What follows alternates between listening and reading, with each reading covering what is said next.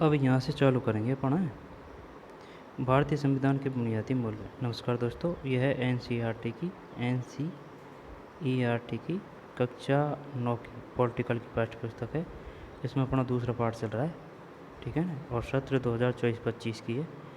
तो authentic book होने की वजह से और प्रमाणिक बुक होने की वजह से सभी एग्जामों के लिए समान दृष्टि से उपयोगी है। अब इसमें अपन पढ़ रहे हैं, लेकिन पढ़ने के साथ साथ में अपन क्या करेंगे, जो इम्पोर्टेंट फैक्ट है परीक्षा की दृष्टि से, जहाँ से क्वेश्चन बन सकते हैं या बना सकते हैं, उन सभी फैक्ट व तथ्यों को अच्छी तरह से देखेंगे, जिससे कि एग्ज़ाम में क्वेश्चन गलत ना हो। ठीक है, तो अपन ने ये कहाँ से शुरू किया था, ये यहाँ से शुरू किया था। देख, ये अध्याय 2 संविधान निर्माण, इसको देख चुके हैं। दक्षिण अफ्रीका में लोकतांत्रिक संविधान, ये नेशनल मंडेला है। देशद्रोही रंगभेद 1964, और 27 वर्षों तक जेल में रखा था इनको। कौन सी जेल में? रोबेन द्वीप में। फिर रंगभेद के खिलाफ संघर्ष,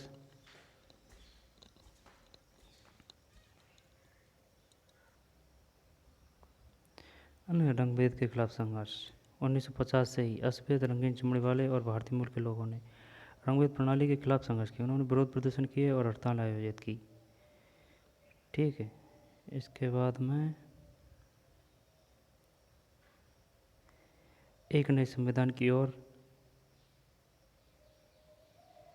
दक्षिण अफ्रीका आज़ाद कब हुआ? 26 अप्रैल 1994। 26 अप्रैल 1994। फिर इधर थोड़ी कुछ, इधर नहीं है, वैसे इनको पढ़ चुके हैं अपन सबको, है ना। 1994 तक जिस देश की दुनिया भर में अलोकतांत्रिक तौर तरीके के लिए निंदा की जाती थी, आज उसे लोकतंत्र के मॉडल के रूप में देखा जाता है। दक्षिण अफ्रीका के बारे में अधिक जानकारी के लिए, फिर हमें संविधान की ज़रूरत क्यों, ये जो है ना, ये नेशनल मंडेला की कृति बुक वो आएगी भाई। ये देख, उनकी आत्मकथा का नाम है the long walk to freedom. The long walk to freedom. बताइए, the long walk to freedom किसकी आत्मकथा है? The long walk to freedom.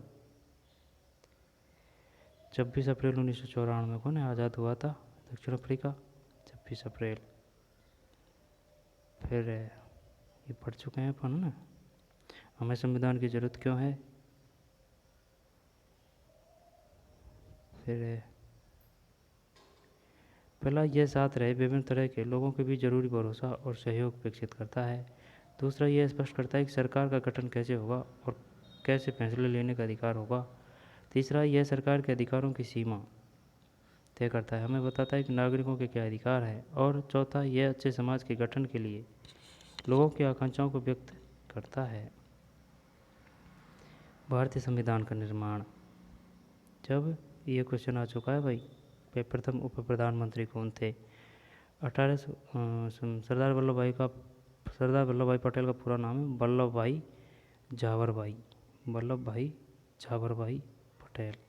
1875 से 1950।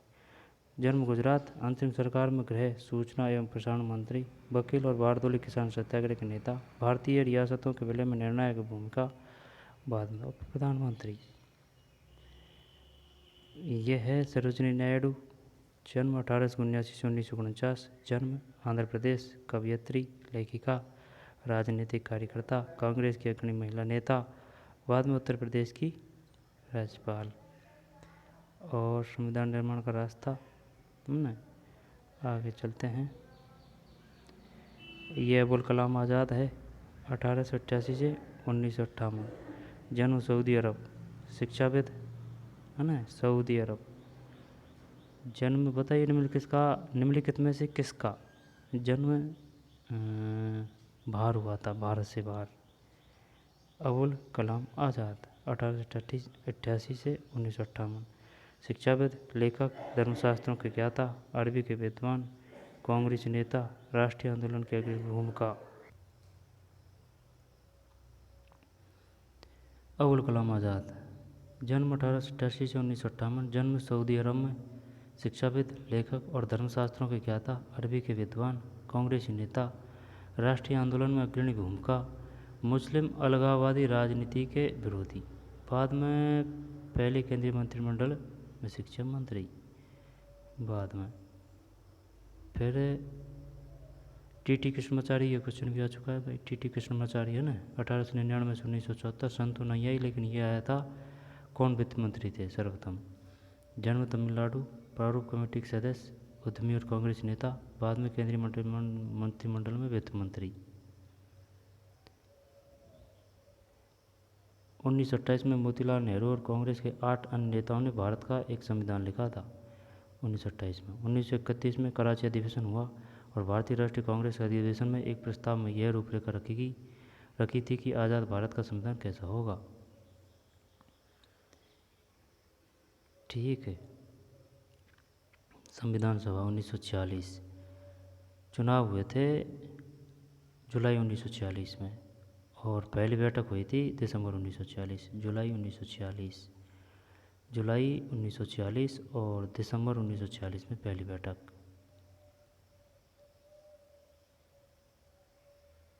और 1937 के बाद एक तो ये इम्पोर्टेंट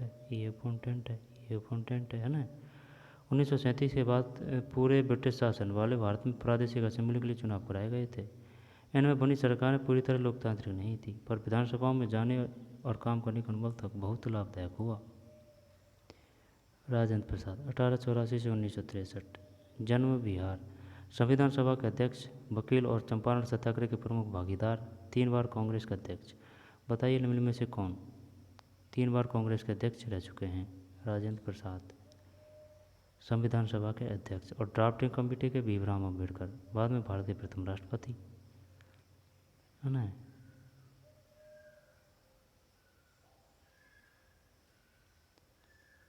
आगे चलते हैं। जयपाल सिंह 1903 से 1970, जन्म झारखंड, खिलाड़ी और शिक्षाविद, भारतीय हॉकी टीम के पहले कप्तान, आदिवासी महासभा के संस्थापक अध्यक्ष, बाद में झारखंड पार्टी के संस्थापक। एस मुखर्जी 1887 से 1956, जन्म बंगाल, संविधान सभा के उपाध्यक्ष। आ सकता है संविधान सभा के उपाध्यक्ष निम्नलिखित में से कौन थे? H.C. मुखर्जी, संविधान सभा के उपाध्यक्ष, प्रसिद्ध लेखक और शिक्षाविद, कांग्रेसी नेता, ऑल इंडिया क्रिश्चियन काउंसिल और बंगाल विधानसभा के सदस्य, बाद में बंगाल के राज्यपाल। जी दुर्गाबाई देशमुख 1909 से 1981, जन्म आंध्र प्रदेश, वकील और महिला मुक्ति कार्यकर्ता, आंध्र महिला सभा की संस्थापक, कांग्रेस की सक्रिय नेता, बाद में केंद्रीय समाज कल्याण बोर्ड की संस्थापक अध्यक्ष। जी दुर्गाबाई देशमुख, है ना। 114 दिनों में और डिबेट के नाम से 12 मोटे मोटे खंडों में प्रकाशित किया गया, है ना। कुल कितने सदस्य थे? 299। लिखने वाली सभा में 299। 26 नवंबर 1949 को अपना पूरा काम कर लिया और संविधान 26 जनवरी 1950 को लागू हुआ। इसी दिन की याद में हर साल 26 जनवरी को गणतंत्र दिवस मनाते हैं। प्रारूप कमेटी के डॉक्टर भीमराव अम्बेडकर, ड्राफ्टिंग से डॉक्टर भीमराव अम्बेडकर। अब ये पढ़ना है अपन को, ठीक है ना। भारतीय संविधान निर्माताओं के बारे में यहाँ दी गई सभी जानकारी पढ़ें। आपको यह जानकारी कंठस्थ करने की जरूरत नहीं है। इस आधार पर निम्नलिखित कथनों के पक्ष में उदाहरण प्रस्तुत करें। संविधान सभा में ऐसे अनेक सदस्य थे जो कांग्रेसी नहीं थे।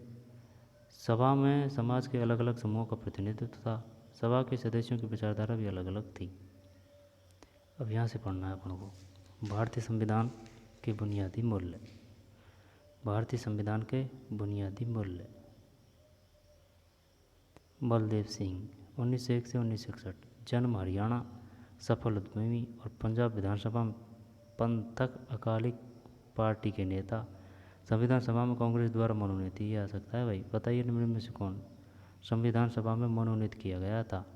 बलदेव सिंह, संविधान सभा में कांग्रेस द्वारा मनोनीत, बाद में केंद्रीय मंत्रिमंडल में रक्षा मंत्री।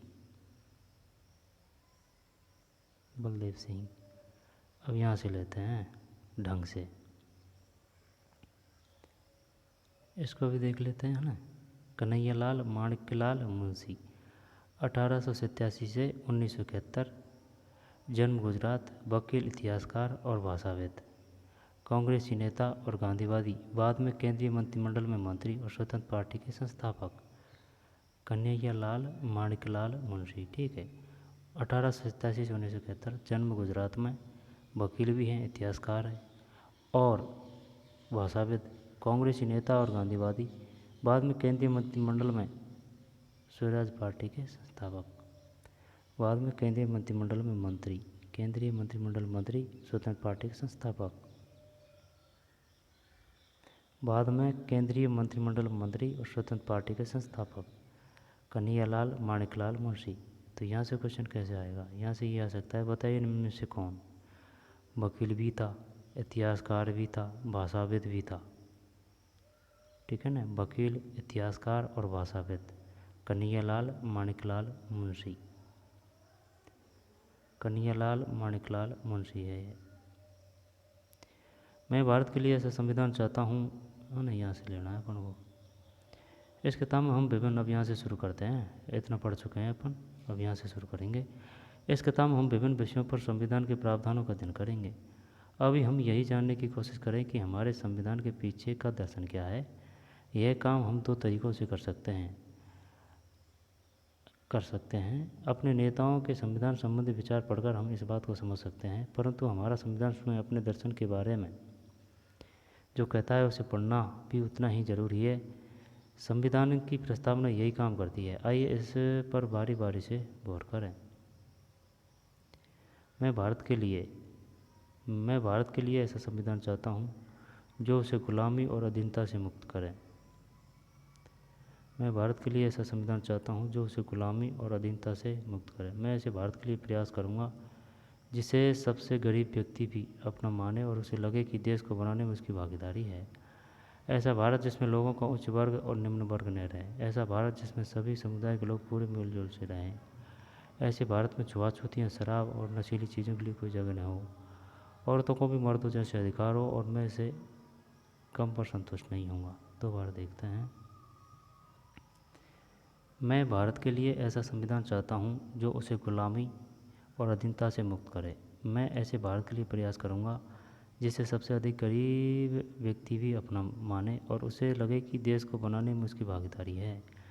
ऐसा भारत जिसमें लोगों का उच्च वर्ग और निम्न वर्ग न रहे। ऐसा भारत जिसमें सभी समुदाय के लोग पूरे मेलजोल से रहें। ऐसे भारत में छुआछूत या शराब और नशीली चीज़ों के लिए कोई जगह न हो। औरतों को भी मर्दों जैसे अधिकार हो। मैं इससे कम पर संतुष्ट नहीं होऊंगा। ठीक, बारी बारी गौर करें। भेदभाव और गैर बराबरी मुक्त भारत का सपना डॉक्टर अंबेडकर के मन में था, है ना। भेदभाव और गैर बराबरी मुक्त भारत का सपना डॉक्टर अंबेडकर के मन में भी था, जिन्होंने संविधान निर्माण में महत्वपूर्ण भूमिका निभाई। असमानता कैसे दूर की जा सकती है, इस बारे में उनके विचार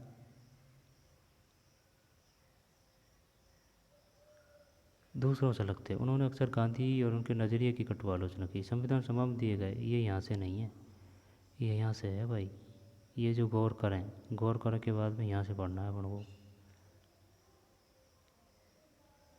सपने और वायदे। आप में कुछ को भारतीय संविधान निर्माताओं की सूची में एक बड़ा नाम न होने पर हैरानी हुई होगी, यानी महात्मा गांधी का नाम। वे संविधान सभा के सदस्य नहीं थे, पर संविधान सभा के अनेक सदस्य उनके विचारों के अनुयायी थे। 1931 में अपनी पत्रिका यंग इंडिया में उन्होंने संविधान में अपनी अपेक्षा के बारे में लिखा था। ये आ चुका है क्वेश्चन। यंग इंडिया किसकी रचना है? महात्मा गांधी की। यंग इंडिया किसकी रचना है? महात्मा गांधी की पत्रिका है ये, यंग इंडिया, 1931 में अपनी पत्रिका। फिर है ना, ये हो गया। दूसरों से लगते। उन्होंने अक्सर गांधी और उसके नज़रिए की कटु आलोचना की। संविधान सभा में दिए गए अपने अंतिम भाषण में उन्होंने अपनी चिंताओं को बहुत स्पष्ट ढंग से रखा था।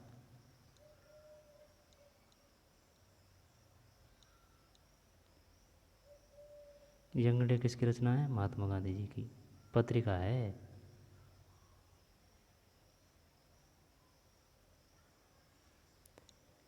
फिर कन्हैयालाल माणिकलाल मुंशी है ना, बताइए इनमें से कौन इतिहासकार, भाषाविद और वकील भी था। कन्हैयालाल माणिकलाल मुंशी। फिर श्यामा प्रसाद मुखर्जी, जन्म पश्चिम बंगाल, अंतरिम सरकार में उद्योग एवं आपूर्ति मंत्री, शिक्षाविद और वकील, हिंदू महासभा में सक्रिय, बाद में भारतीय जनसंघ के संस्थापक। श्यामा प्रसाद मुखर्जी, जन्म पश्चिम बंगाल में, अंतरिम सरकार में उद्योग एवं आपूर्ति मंत्री, शिक्षाविद और वकील, हिंदू महासभा में सक्रिय, बाद में भारतीय जनसंघ के संस्थापक। बाद में भारतीय जनसंघ के संस्थापक।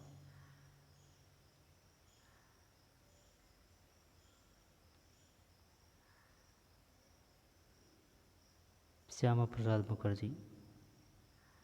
भारतीय जनसंघ के संस्थापक कौन थे? भारतीय जनसंघ मतलब भारतीय जनसंघ के संस्थापक, भारतीय जनसंघ के संस्थापक श्यामा प्रसाद मुखर्जी। 26 जनवरी 1950 को हम विरोधाभासों से भरे जीवन में प्रवेश करने जा रहे हैं। राजनीति के मामले में हमारे यहाँ समानता होगी, पर आर्थिक और सामाजिक जीवन असमानताओं से भरा होगा। राजनीति में हम एक व्यक्ति एक वोट, हर वोट का समान महत्व के सिद्धांत को अपनाएंगे। अपने सामाजिक और आर्थिक जीवन में हम अपने सामाजिक और आर्थिक ढांचे के कारण ही एक व्यक्ति एक वोट के सिद्धांत को नकारना जारी रखेंगे। हम इस विरोधाभासपूर्ण जीवन को कितने लंबे समय तक जीते रहेंगे?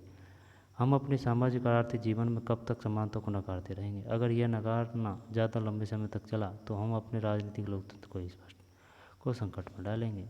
ये भीमराव अम्बेडकर जी की कथन है। 26 जनवरी 2050 को हम विरोधाभासों से भरे जीवन में प्रवेश करने जा रहे हैं।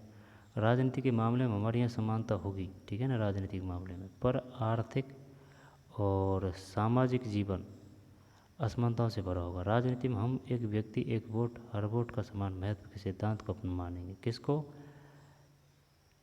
हर वोट का समान महत्व, एक व्यक्ति एक वोट। अपने सामाजिक और आर्थिक जीवन में हम अपने सामाजिक और आर्थिक ढांचे के कारण ही एक व्यक्ति एक वोट के सिद्धांत को नकारना जारी रखेंगे। हम इस विरोधाभासपूर्ण जीवन को कितने लंबे समय तक जीते रहेंगे? हम अपने सामाजिक और आर्थिक जीवन में कब तक समानता को नकारते रहेंगे? अगर यह नकारना ज़्यादा लंबे समय तक चला तो हम अपने राजनीतिक लोकतंत्र को संकट में डालेंगे। भीमराव रामजी अम्बेडकर 1891 से 1956, जन्म मध्य प्रदेश, प्रारूप कमेटी के अध्यक्ष, सामाजिक क्रांतिकारी चिंतक, जातिगत बंटवारे और भेदभाव के खिलाफ अग्रणी, जातिगत बंटवारे और भेदभाव के खिलाफ अग्रणी आंदोलनकारी, जातिगत बंटवारे और भेदभाव के खिलाफ अग्रणी आंदोलनकारी। बाद में स्वतंत्र भारत में पहली सरकार में कानून मंत्री, रिपब्लिकन पार्टी ऑफ इंडिया के संस्थापक। दोबारा देख लें। भीमराव रामजी अम्बेडकर 1891 से 1956, जन्म मध्य प्रदेश, प्रारूप कमेटी के अध्यक्ष, सामाजिक क्रांतिकारी चिंतक, जातिवादी बंटवारे और भेदभाव के खिलाफ अग्रणी आंदोलनकारी। बाद में स्वतंत्र भारत की पहली सरकार में कानून मंत्री, बाद में स्वतंत्र भारत की पहली सरकार में कानून मंत्री, रिपब्लिकन पार्टी ऑफ इंडिया के संस्थापक। अगर ये पूछ लिया तो ये बताइए स्वतंत्र भारत में कानून मंत्री कौन थे? स्वतंत्र भारत की पहली सरकार में कानून मंत्री कौन थे? भीमराव अम्बेडकर। और रिपब्लिकन पार्टी ऑफ इंडिया के संस्थापक कौन थे? भीमराव अम्बेडकर। तो बहरहाल है भीमराव रामजी अम्बेडकर 1891 से 1956, जन्म मध्य प्रदेश में हुआ है, प्रारूप कमेटी के अध्यक्ष हैं, सामाजिक क्रांतिकारी चिंतक, जातिगत बंटवारे और भेदभाव के खिलाफ अग्रणी आंदोलनकारी। बाद में स्वतंत्र भारत की पहली सरकार में कानून मंत्री, बाद में स्वतंत्र भारत की पहली सरकार में कानून मंत्री, ठीक है ना, स्वतंत्र भारत की पहली सरकार में कानून मंत्री और रिपब्लिकन पार्टी ऑफ इंडिया के संस्थापक। अगर ये क्वेश्चन दे दिया ना तो 100% गलत होगा भाई। ये बताइए रिपब्लिकन पार्टी ऑफ इंडिया के संस्थापक कौन थे? रिपब्लिकन पार्टी ऑफ इंडिया के संस्थापक, रिपब्लिकन पार्टी ऑफ इंडिया के संस्थापक भीमराव अम्बेडकर। फिर जवाहरलाल नेहरू 1869 से 1964, 1889 से। जन्म उत्तर प्रदेश, अंतरिम सरकार के प्रधानमंत्री, वकील और कांग्रेसी नेता, समाजवाद, लोकतंत्र और साम्राज्यवाद विरोध के पक्षधर, समाजवाद, लोकतंत्र और साम्राज्यवाद विरोध के पक्षधर। बाद में भारत के प्रथम प्रधानमंत्री। सोमनाथ लाहिड़ी 1901 से 1984, जन्म पश्चिम बंगाल, लेखक और संपादक, भारतीय कम्युनिस्ट पार्टी के नेता, बाद में पश्चिम बंगाल विधानसभा में सदस्य। सोमनाथ लाहिड़ी, सोमनाथ लाहिड़ी, जवाहरलाल नेहरू। उत्तर प्रदेश में जन्म हुआ था। और भीमराव रामजी अम्बेडकर।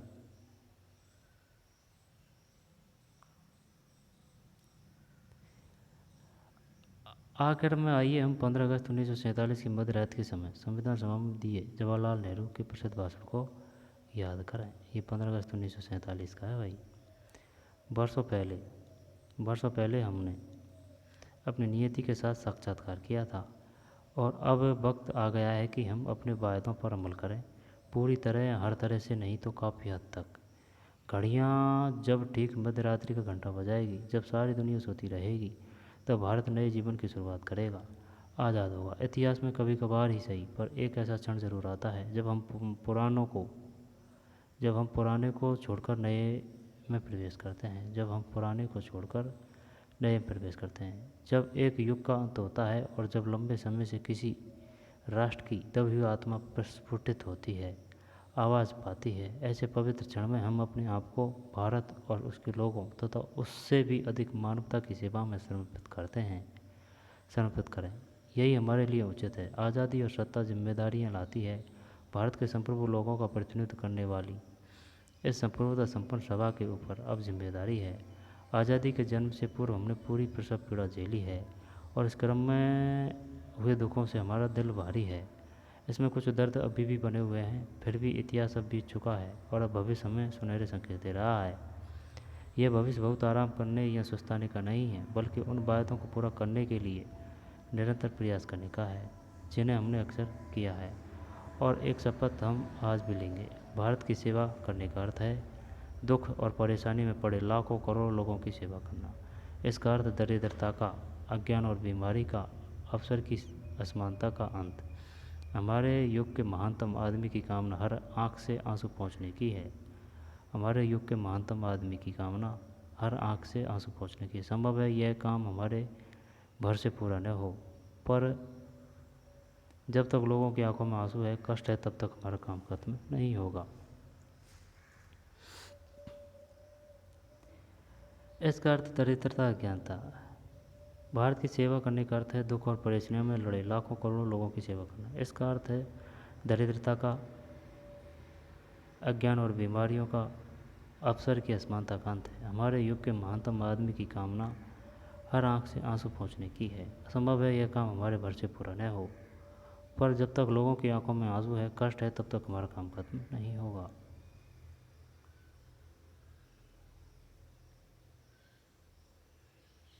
कहाँ पहुँचे, क्या समझे?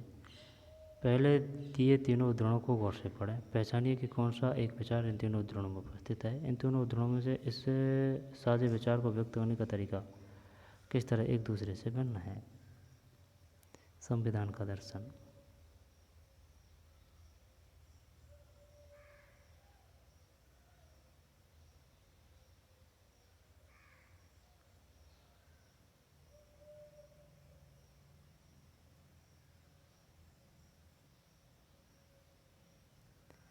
बलदेव सिंह, ये श्याम कन्हैयालाल माणिकलाल मुंशी का क्वेश्चन आ चुका है भाई। पता ही नहीं में कौन इतिहासकार थे। इतिहासकार के साथ साथ शिक्षाविद भी थे। श्यामा प्रसाद मुखर्जी, शिक्षाविद और वकील। भारतीय जनसंघ के संस्थापक भीमराव रामजी अंबेडकर, जवाहरलाल नेहरू, सोमनाथ लाहिड़ी। संविधान का दर्शन। जिन मूल्यों ने स्वतंत्रता संग्राम की प्रेरणा दी और उसे दिशा निर्देश दिए तथा जो इस क्रम में जांच परख लिए गए, वे ही भारतीय लोकतंत्र का आधार बने। भारतीय संविधान की प्रस्तावना में इन्हें शामिल किया गया। भारतीय संविधान की सारी धाराएं इन्हीं के अनुरूप बनी है। संविधान की शुरुआत बुनियादी मूल्यों की एक छोटी सी उद्देशिका के साथ होती है।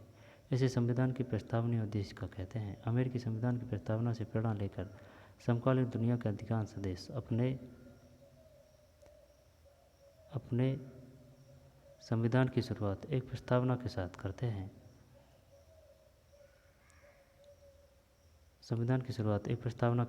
हैं। आइए हम अपने संविधान की प्रस्तावना को बहुत सावधानी से पढ़ें और उसमें संविधान की शुरुआत एक प्रस्तावना के साथ करते हैं। दोबारा से ले लेते हैं। आइए हम अपने संविधान की प्रस्तावना को बहुत सावधानी से पढ़ें और इसमें आए प्रत्येक महत्वपूर्ण शब्द के मतलब को समझें। संविधान की प्रस्तावना लोकतंत्र पर एक खूबसूरत कविता सी लगती है। इसमें वह दर्शन शामिल है जिस पर पूरे संविधान का निर्माण हुआ है। यह दर्शन सरकार के किसी भी कानून और फैसले के मूल्यांकन और परीक्षण का मानक तय करता है।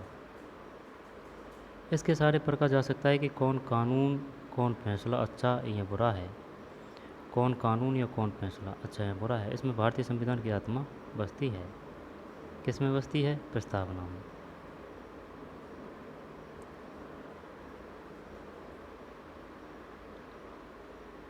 संयुक्त राज्य के हम सभी लोग, ये प्रस्तावना है। ये संयुक्त राज्य अमेरिका की है। अधिक अच्छा संघ बनाने, न्याय की स्थापना करने, घरेलू शांति बनाने, साझा सुरक्षा व्यवस्था बनाने, जन कल्याण को बढ़ावा देने तथा अपने और अपनी समृद्धि में स्वतंत्रता का लाभ लेने के लिए संयुक्त राज्य अमेरिका के इस संविधान को स्थापित करते हैं और इसका अभिषेक करते हैं। संयुक्त राज्य अमेरिका की प्रस्तावना है। संयुक्त राज्य के हम सभी लोग। और दक्षिण अफ्रीका की है। हम दक्षिण अफ्रीका के लोग अपने इतिहास में हुए अन्याय को स्वीकार करते हैं। अपनी भूमि पर आज़ादी और न्याय के लिए संघर्ष करने में कष्ट उठाने वालों को सलाम करते हैं, है ना? सलाम करते हैं। अपने देश को बनाने और विकसित करने में मदद करने वालों का आदर करते हैं और मानते हैं कि दक्षिण अफ्रीका उन सभी का है जो यहाँ रहते हैं, यहाँ की विविधता से जुड़े हैं। ठीक है नहीं? दक्षिण अफ्रीका उन सभी का है जो यहाँ रहते हैं, यहाँ की विविधता से जुड़े हैं, इसलिए स्वतंत्र रूप से चुने अपने प्रतिनिधियों के माध्यम से अपने गणतंत्र के सर्वोच्च कानून के तौर पर इस संविधान को स्वीकार करते हैं, जिससे पहले के विभाजन मिटे और लोकतांत्रिक मूल्यों, सामाजिक न्याय और मौलिक मानव अधिकारों पर आधारित एक समाज बन सके। एक ऐसे लोकतंत्र और मुक्त समाज की स्थापना हो जिससे सरकार लोगों की इच्छा के अनुसार बने और चले तथा हर नागरिक को कानून से समान संरक्षण मिले, सभी नागरिकों के जीवन की गुणवत्ता में सुधार हो, हर एक व्यक्ति की संभावना को फलने फूलने की स्वतंत्रता हो और एक संयुक्त और लोकतांत्रिक दक्षिण अफ्रीका का निर्माण हो जो राष्ट्रों के समूह में एक संप्रभु देश के तौर पर अपना उचित स्थान प्राप्त कर सके, इस पर हमारे लोगों की रक्षा करे। ये दक्षिण अफ्रीका की प्रस्तावना है भाई। हम दक्षिण अफ्रीका के लोग। फिर ठीक है ना, ये पढ़ लिया है अपन ने। संविधान का दर्शन।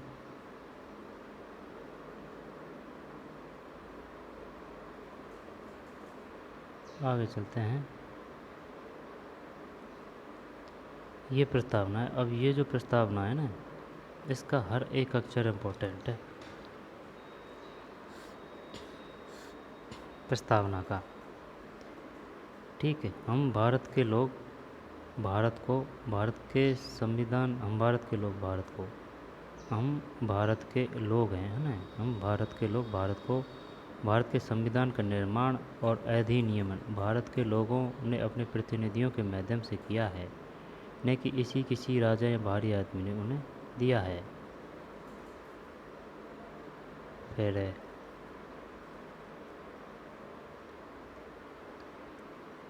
प्रभुत्व संपन्न, लोगों को अपने से, प्रभुत्व संपन्न का मतलब है भाई ये रही अपनी प्रस्तावना ना, ये रही, इसको बाद में पढ़ेंगे। प्रभुत्व संपन्न का मतलब है ये बता रहा है इसमें, जैसे कि ये प्रस्तावना है तो इसमें जैसे कि ये हरा है ना, तो हरा का अर्थ ये एरिया, रेड है तो रेड का अर्थ ये एरिया, ये कलर वाला है तो इसका ये एरिया, और नीला का है, नीला का किधर गया,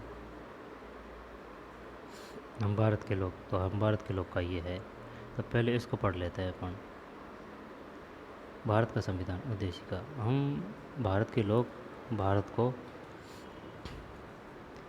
एक संपूर्ण प्रभु संपन्न समाजवादी पंथ निरपेक्ष लोकतंत्रात्मक गणराज्य बनाने के लिए तथा उसके समस्त नागरिकों को सामाजिक आर्थिक और राजनीतिक न्याय, विचार अभिव्यक्ति, विश्वास, धर्म और उपासना की स्वतंत्रता, प्रतिष्ठा और अवसर की समता प्राप्त करने के लिए तथा उन सब में व्यक्ति की गरिमा और राष्ट्र की एकता और अखंडता सुनिश्चित करने वाली बंधुता बढ़ाने के लिए दृढ़ संकल्प होकर अपनी इस संविधान सभा में आज तारीख 26 नवंबर 1949 ईस्वी को मिति मार्ग शुल्क सप्तमी संवत 2006 विक्रम को एतद द्वारा इस संविधान को अंगीकृत, अधिनियमित और आत्मर्पित करते हैं।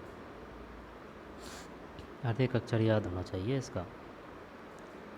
भारत का संविधान उद्देशिका, हम भारत के लोग भारत को एक संपूर्ण प्रभुत्व संपन्न है ना, शुरू में प्रभुत्व संपन्न है। अब प्रभुत्व संपन्न के बाद में है समाजवादी, है ना, सेकंड नंबर पे समाजवादी है। समाजवादी के बाद में है पंथ निरपेक्ष, और पंथ निरपेक्ष के बाद में लोकतंत्रात्मक है, यानी लोकतंत्रात्मक चौथे नंबर पे है। प्रभुत्व संपन्न, फिर समाजवादी, है ना, प्रभुत्व संपन्न, संपन्न जब से संपन्न हो गया ना तो से ही समाजवादी है। अब समाजवादी के बाद में आ रहा है फिर पंथ निरपेक्ष, और निरपेक्ष के बाद में है लोकतंत्रात्मक। तो प्रभुत्व संपन्न, समाजवादी, पंथ निरपेक्ष, लोकतंत्रात्मक। गणराज्य बनाने के लिए पूछ लेगा वो बताइए निम्नलिखित में से भारत के संविधान में किस शब्द का प्रयोग नहीं किया है। यहाँ पर किया गया है। यहाँ पर निम्नलिखित शब्दों को क्रमबद्ध रूप से व्यवस्थित कीजिए।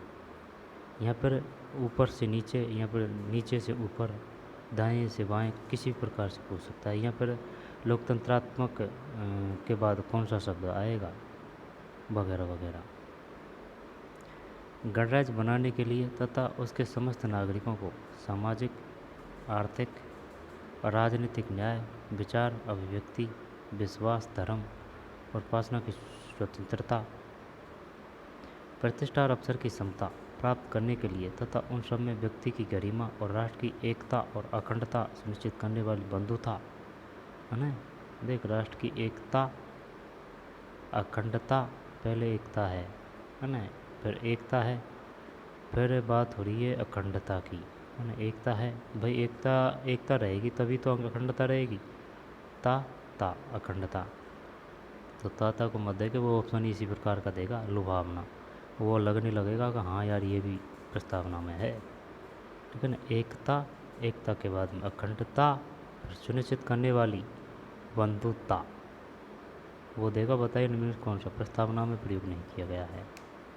एकता, अखंडता, बंधुता, भाईचारा, ठीक है ना। जब एकता है, अखंडता है, सुनिश्चित करने वाली बंधुता बढ़ाने के लिए दृढ़ संकल्प होकर अपनी इस संविधान सभा में आज तारीख 26 नवंबर 1949 मिति मार्गशीर्ष शुक्ला सप्तमी है। शुक्ला सप्तमी, ये क्वेश्चन नहीं आया शुक्ला सप्तमी का ना, यही आता है 26 नवंबर 1949 संवत 2006 विक्रमी को एतत् द्वारा इस संविधान को अंगीकृत, अधिनियमित और आत्मार्पित करते हैं। ठीक है भाई, अब इनका अर्थ देख लेते हैं ना। न्याय पहले है, सामाजिक, आर्थिक, राजनीतिक न्याय, विचार, ये सभी इम्पोर्टेंट है। ये नहीं है कि ये जो न्याय है ये इम्पोर्टेंट है, नहीं, ये तो अर्थ बताने के लिए इनको कलर से किया है। सामाजिक है, फिर आर्थिक है, राजनीतिक है ना, न्याय, विचार, अभिव्यक्ति, विश्वास, धर्म और उपासना की स्वतंत्रता। प्रतिष्ठा और अवसर की समता प्राप्त करने के लिए तथा उन सब व्यक्ति की गरिमा, राष्ट्र की एकता और अखंडता सुनिश्चित करने वाली बंधुता बढ़ाने के लिए।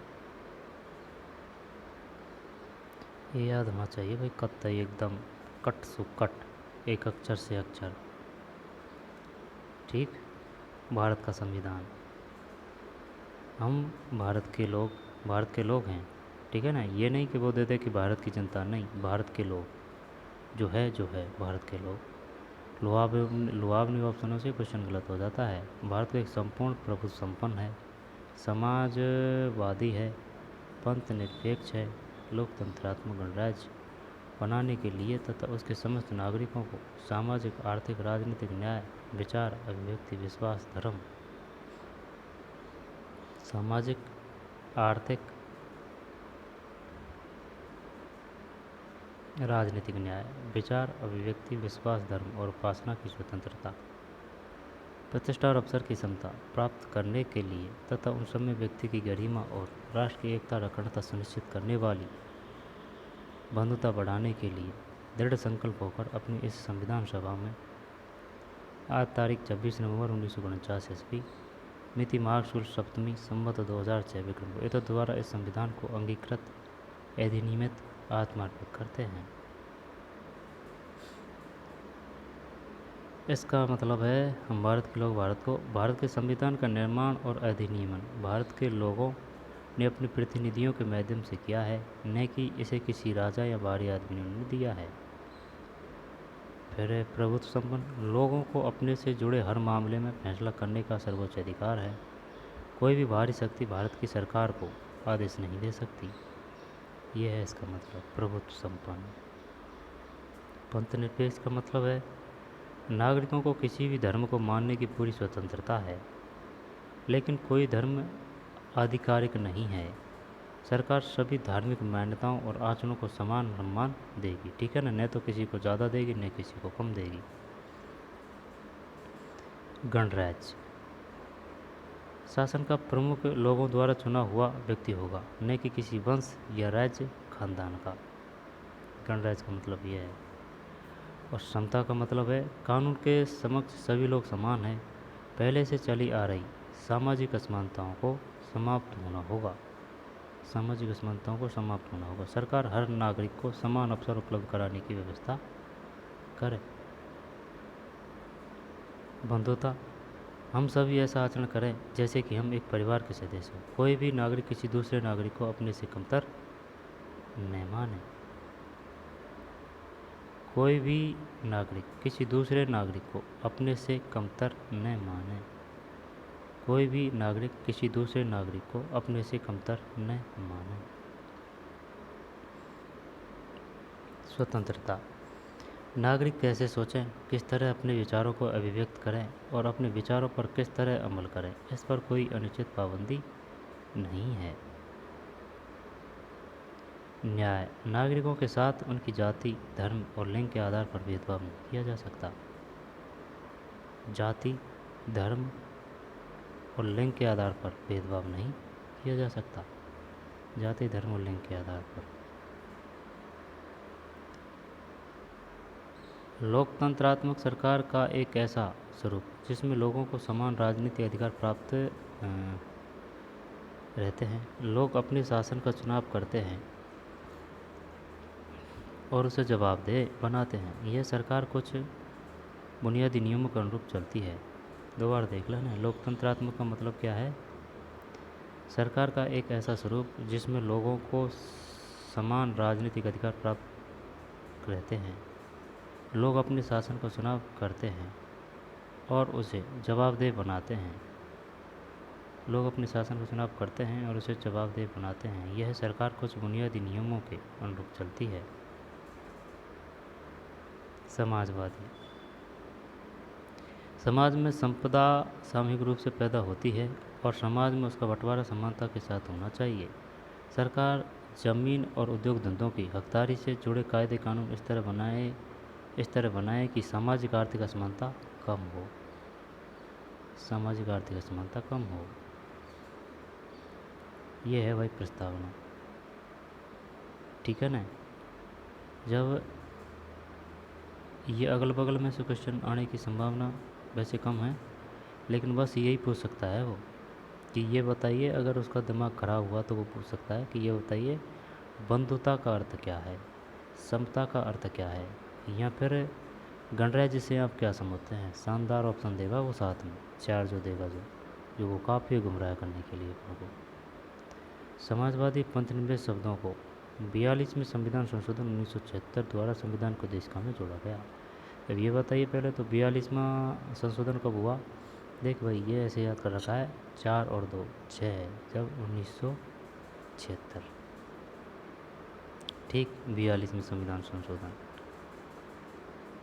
किसको जोड़ा गया, समाजवादी और पंथनिरपेक्ष शब्दों को संशोधन करके जोड़ा था। आई समझ में। तो इस बात से लगा सकते हैं कि हर एक शब्द इम्पोर्टेंट है, समाजवादी और पंथनिरपेक्ष। 42 में संविधान संशोधन 1976 द्वारा उद्देशिका।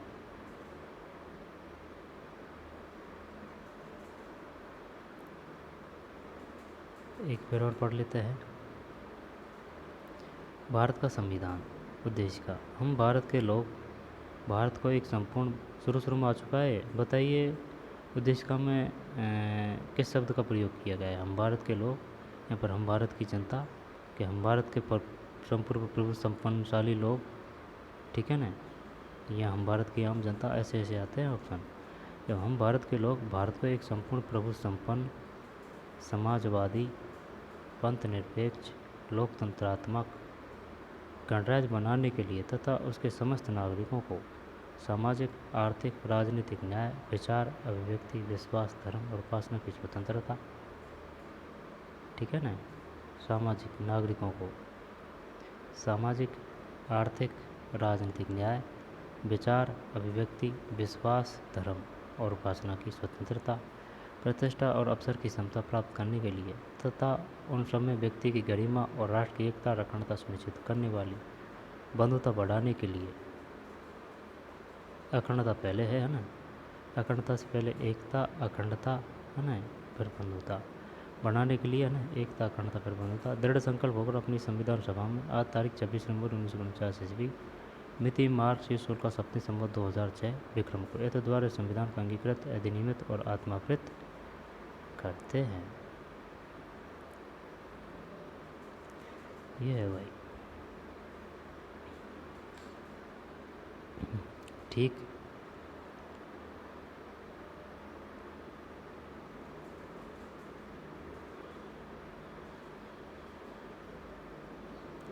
अब यहाँ से लेते हैं संस्थाओं का स्वरूप। संविधान सिर्फ मूल्यों और दर्शन का बयान भर नहीं है, जैसा कि हमने पहले जिक्र किया है। संविधान इन मूल्यों को संस्थागत रूप देने की कोशिश है, जिसे हम भारत का संविधान कहते हैं। इसका अधिकांश हिस्सा इन्हीं व्यवस्थाओं को तय करने वाला है।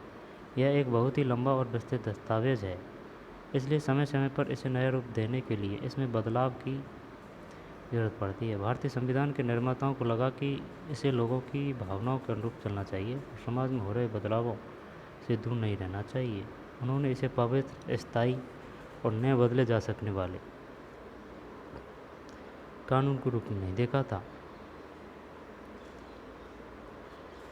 उन्होंने इसे पवित्र, स्थायी और नए बदले जा सकने वाले कानून के रूप में नहीं देखा था।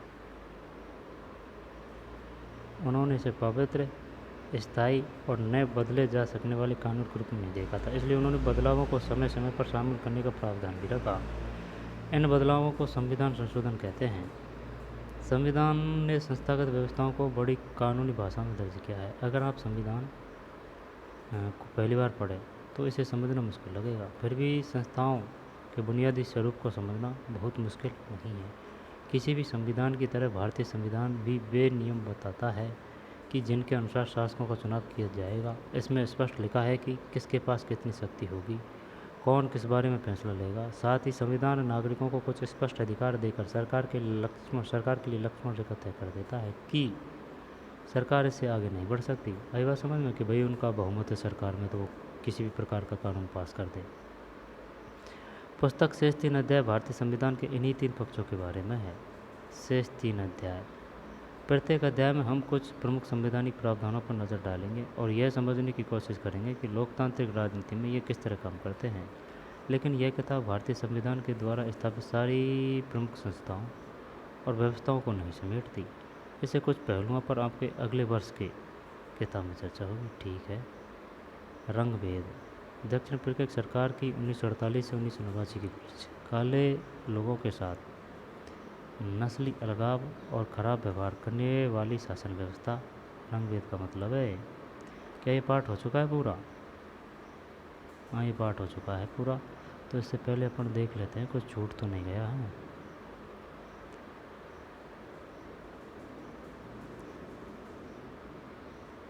संयुक्त राज्य अमेरिका भारत दक्षिण अफ्रीका के संविधान की प्रस्तावना की तुलना कीजिए। संयुक्त राज्य अमेरिका की सबसे छोटी प्रस्तावना भाई 2-3 लाइन की है। दक्षिण अफ्रीका की तो फिर भी बड़ी है, लेकिन अपनी उससे भी बड़ी है। लेकिन दक्षिण अफ्रीका की बेस्ट लगी थी भाई प्रस्तावना। उसमें एकदम अच्छी तरीके से और सभी को समान और सभी के अधिकारों की बात की गई है, क्योंकि वो अभी बना था ना 1994 में, तो उसने सबसे सीख ली थी। इस वजह से इन सभी में जो विचार साझा है उनकी सूची बनाएं। इन सभी में कम से कम एक बड़े अंतर को रेखांकित करें। तीनों में से कौन सी प्रस्तावना अतीत की ओर संकेत करती है? इन प्रस्तावनाओं में से कौन सी ईश्वर का आह्वान नहीं करती है? कहाँ पहुँचे, क्या समझे? ये पढ़ लिया अपन है। फिर ये पढ़ लिया, ये दक्षिण अफ्रीका के लोगों की वो है प्रस्तावना, ये अमेरिका के लोगों की है। संविधान का दर्शन। पहले तीन उद्धरणों को गौर से पढ़िए और पहचानिए कि कौन सा एक विचार इन तीनों उद्धरणों में उपस्थित है। इन तीनों उद्धरणों में इस साझे विचार को व्यक्त करने का तरीका किस एक दूसरे से भिन्न है। सोमनाथ लाहिड़ी, जवाहरलाल नेहरू समाजवाद, लोकतंत्र और साम्राज्यवाद के विरोध के पक्षधर। 15 अगस्त 1947। भीमराव रामजी अम्बेडकर, फिर श्यामा प्रसाद मुखर्जी, कन्हैयालाल माणिकलाल मुंशी। भारतीय संविधान के बुनियादी मूल्य, यहाँ से शुरू किया था अपने, तो हो गया ये पार्ट पूरा है। अब चलते हैं आगे। रंग भेद। दक्षिण अफ्रीका की सरकार की 1948 से 1989 के बीच काले लोगों के साथ नस्ली अलगाव और खराब व्यवहार करने वाली शासन व्यवस्था। खराब व्यवहार। धारा किसे कहते हैं? किसी दस्तावेज का खास हिस्सा या अनुच्छेद। संविधान किसे कहते हैं? देश का सर्वोच्च कानून। इसमें किसी देश की राजनीति और समाज को चलाने वाले मौलिक कानून होते हैं। संविधान संशोधन किसे कहते हैं? देश की सर्वोच्च विधायी संस्था द्वारा उस देश के संविधान में किया जाने वाला बदलाव। संविधान संशोधन देश की सर्वोच्च विधायी संस्था द्वारा उस देश के संविधान में किए जाने वाला बदलाव। संविधान संशोधन। संविधान सभा जनप्रतिनिधियों की वह सभा जो संविधान लिखने का काम करती है। जनप्रतिनिधियों की वह सभा संविधान लिखने का काम करती है, ठीक है ना। संविधान सभा, ये बताइए संविधान सभा किसे कहते हैं? फिर प्रारूप क्या है? किसी कानूनी दस्तावेज का प्रारंभिक रूप। दर्शन क्या है? किसी सोच और काम को दिशा देने वाले सबसे बुनियादी विचार। प्रस्तावना क्या है? संविधान का वह पहला कथन जिसमें कोई देश अपने संविधान के बुनियादी मूल्यों और अवधारणाओं को स्पष्ट ढंग से कहता है। और देशद्रोह क्या है? देश की सरकार को काट फेंकने की कोशिश करने का अपराध। जब देशद्रोह, प्रस्तावना, दर्शन, प्रारूप है ना, संविधान सभा, संविधान संशोधन, संविधान, धारा, रंग भेद। नीचे कुछ गलत वक्तव्य दिए गए हैं, हर एक में की गई गलती पहचानें और इस अध्याय के आधार पर उसको ठीक करके लिखें। स्वतंत्रता के बाद हर एक में की गई गलती पहचानें। स्वतंत्रता के बाद देश लोकतांत्रिक हो या नहीं, इस विषय पर स्वतंत्रता आंदोलन के नेताओं ने अपना दिमाग खुला रखा था। लोकतांत्रिक हो या नहीं।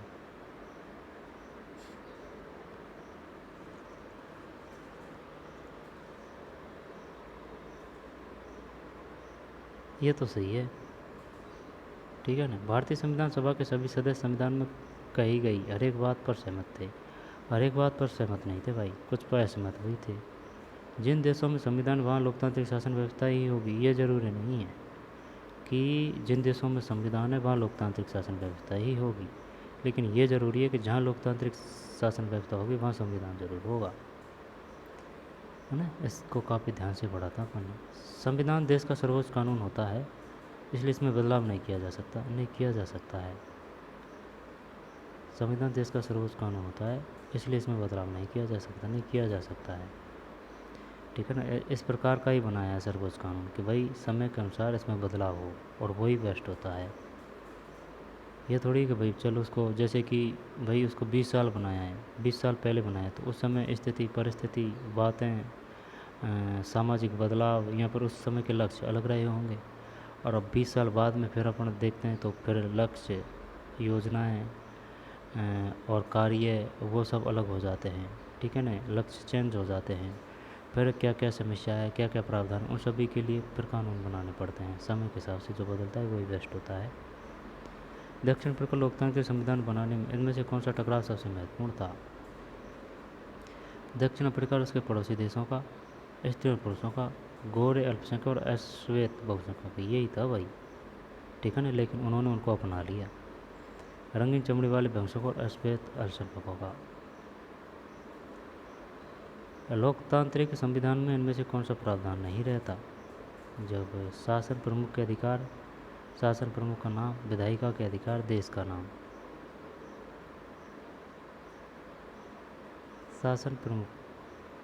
शासन प्रमुख का नाम, विधायिका के अधिकार नहीं, ये तो रहते हैं, देश का नाम भी रहता है। शासन प्रमुख का नाम,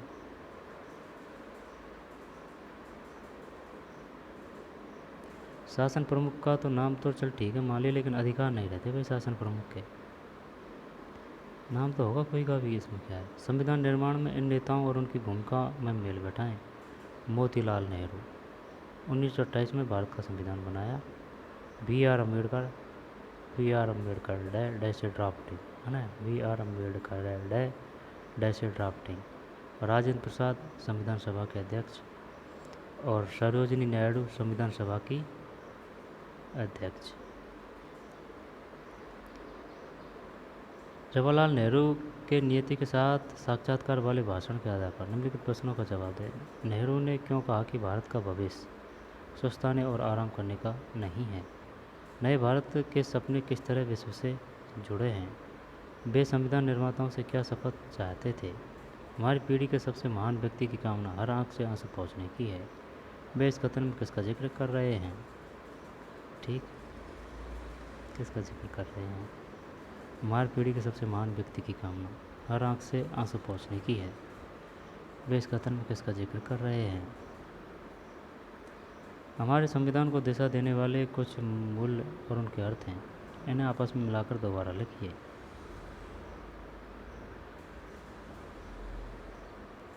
नेहरू ने क्यों कहा कि भारत का भविष्य सुस्ताने और आराम करने का नहीं है? सुस्ताने और आराम करने का नहीं है। नए भारत के सपने किस तरह विश्व से जुड़े हैं? वे संविधान निर्माताओं से क्या शपथ चाहते थे? हमारी पीढ़ी के सबसे महान व्यक्ति की कामना हर आंख से आंसू पहुँचने की है।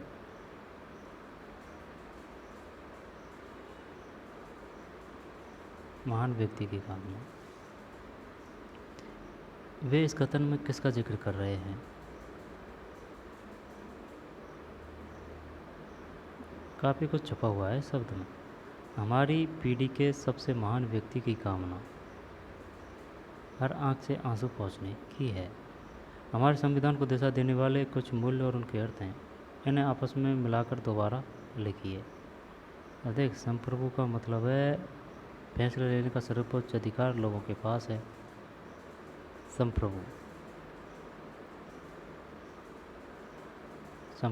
ना, ये ठीक है ना। गणतंत्र का मतलब है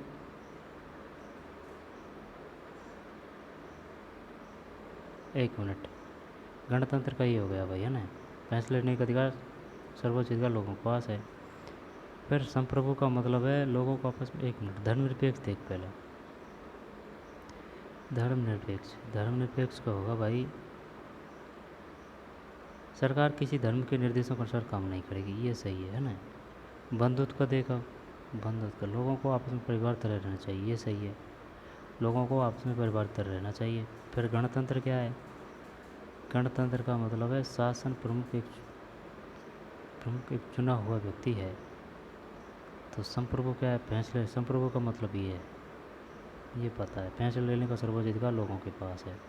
अब बचा ये, अब ये इसका ही है, गणतंत्र, शासन प्रमुख एक चुना हुआ व्यक्ति है ना। तो संप्रभु का मतलब है फैसले लेने का सर्वोच्च अधिकार लोगों के पास है, ठीक है। गणतंत्र का मतलब है शासन प्रमुख एक चुना हुआ व्यक्ति है।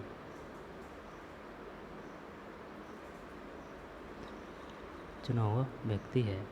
बंधुत्व, लोगों को आपस में परिवार की तरह रहना चाहिए। धर्मनिरपेक्ष।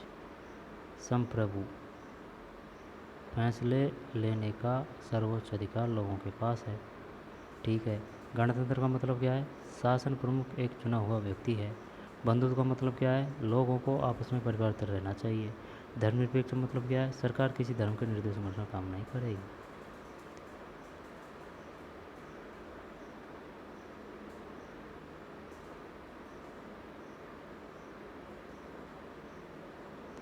कुछ दिन पहले नेपाल से आपके एक मित्र ने वहाँ की राजनीतिक स्थिति के बारे में आपको पत्र लिखा था। वहाँ अनेक राजनीतिक पार्टियाँ राजा के शासन का विरोध कर रही थी। इनमें से कुछ का कहना था कि राजा द्वारा दिए गए मौजूदा संविधान में ही संशोधन करके चुने हुए प्रतिनिधियों को ज़्यादा अधिकार दिए जा सकते हैं। अन्य पार्टियाँ नया गणतांत्रिक संविधान बनाने के लिए नई संविधान सभा गठित करने की मांग कर रही थी। इस विषय में अपनी राय बताते हुए अपने मित्र को पत्र लिखें। भारत के लोकतंत्र के स्वरूप में विकास के प्रमुख कारणों के बारे में कुछ अलग अलग विचार इस प्रकार हैं। भारत के लोकतंत्र के स्वरूप में विकास के प्रमुख कारणों के बारे में कुछ अलग अलग विचार इस प्रकार हैं। आप इनमें से हर कथन को भारत में लोकतांत्रिक व्यवस्था के लिए कितना महत्वपूर्ण कारण मानते हैं? अंग्रेजी शासकों ने भारत को उपहार के रूप में लोकतांत्रिक व्यवस्था दी। अंग्रेज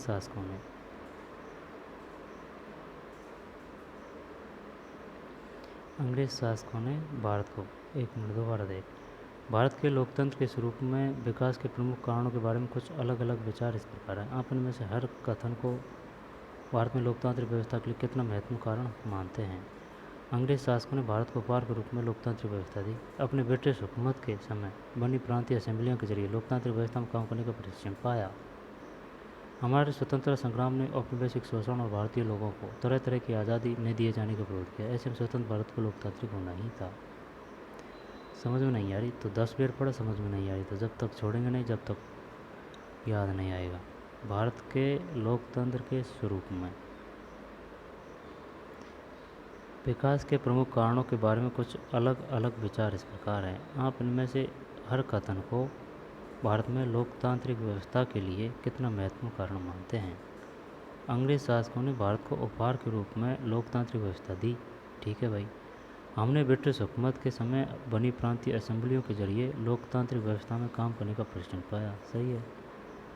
हमारे स्वतंत्रता संग्राम ने औपनिवेशिक शोषण और भारतीय लोगों की तरह तरह की आज़ादी न दिए जाने का विरोध किया। ऐसे में स्वतंत्र भारत को लोकतांत्रिक होना ही था, ये भी सही है। फिर हमारे राष्ट्रवादी नेताओं की आस्था लोकतंत्र में थी। अनेक नव स्वतंत्र राष्ट्रों में लोकतंत्र का न आना हमारे नेताओं की महत्वपूर्ण भूमिका को, ये समझ में नहीं आया कुछ है, चलो आगे चलते हैं। 1912 में प्रकाशित विवाहित महिलाओं के लिए आचरण पुस्तक के निम्नलिखित अंश को पढ़ें। ईश्वर ने औरत जाति को शारीरिक और भावनात्मक दोनों ही तरह से ज़्यादा नाजुक बनाया है। उन्हें आत्मरक्षा के भी योग्य नहीं बनाया है। इसलिए ईश्वर ने उन्हें जीवन भर पुरुषों के संरक्षण में रहने का भाग्य दिया है, कभी पिता के, कभी पति के, कभी पुत्र के। इसलिए महिलाओं को निराश होने की जगह इस बात से अनुग्रहित होना चाहिए कि वे अपने आप को पुरुषों की सेवा में समर्पित कर सकती है। क्या इस अनुच्छेद में व्यक्त मूल संविधान के दर्शन से मेल खाते हैं? नहीं खाते। यहाँ वे संवैधानिक मूल्यों के खिलाफ है? हाँ, ये खिलाफ है, क्योंकि सबको समानता का अधिकार है। निम्नलिखित कथनों पर विचार कीजिए, क्या आप उनसे सहमत हैं? अपने कारण बताइए। संविधान के नियमों की हैसियत किसी भी अन्य कानून के संविधान के नियमों की हैसियत किसी भी अन्य कानून के बराबर है, उससे भी ऊपर है भाई। संविधान बताता है कि शासन व्यवस्था के विभिन्न अंगों का गठन किस तरह होगा। नागरिकों के अधिकार और सरकार की सत्ता की सीमा को लेकर संविधान में स्पष्ट रूप में है। नागरिकों के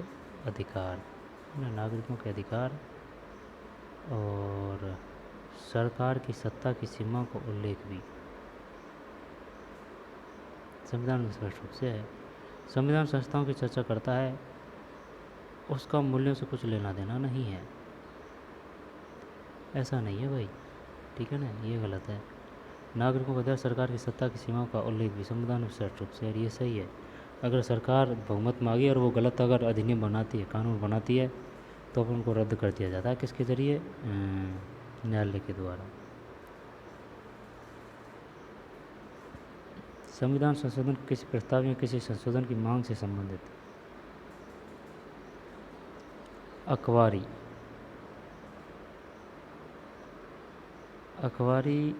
खबरों को ध्यान से पढ़ें। आप किसी एक विषय पर, जैसे संसद विधानसभा में महिलाओं के लिए आरक्षण विषय पर छपी खबरों पर पढ़ सकते हैं। क्या इस सवाल पर कोई सार्वजनिक चर्चा हुई थी? संशोधन के पक्ष में क्या क्या तर्क दिए गए हैं? संविधान संशोधन पर विभिन्न दलों की क्या प्रतिक्रिया थी? क्या यह संशोधन हो गया है? ये है भाई उस समय की, है ना, संविधान सभा के फोटो हैं।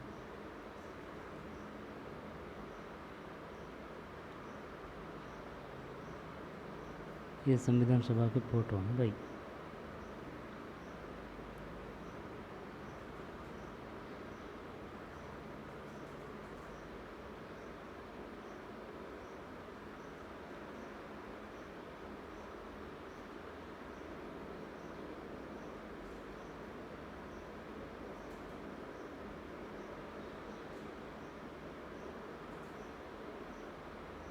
सरदार वल्लभ भाई साइन कर रहे हैं भाई संविधान पर।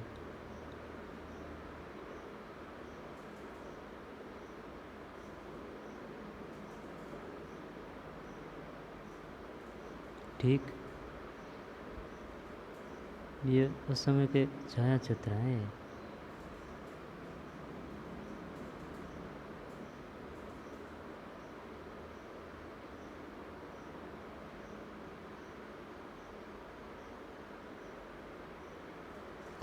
ये कौन है यार? गांधी जी हैं क्या, हैं या फिर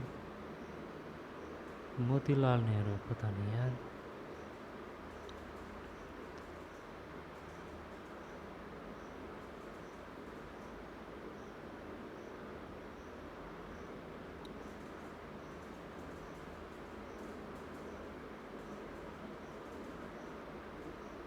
तो भाई ये पार्ट हो चुका है ना, अब अगला पार्ट आएगा, उसको पढ़ेंगे अपन अगले वीडियो में।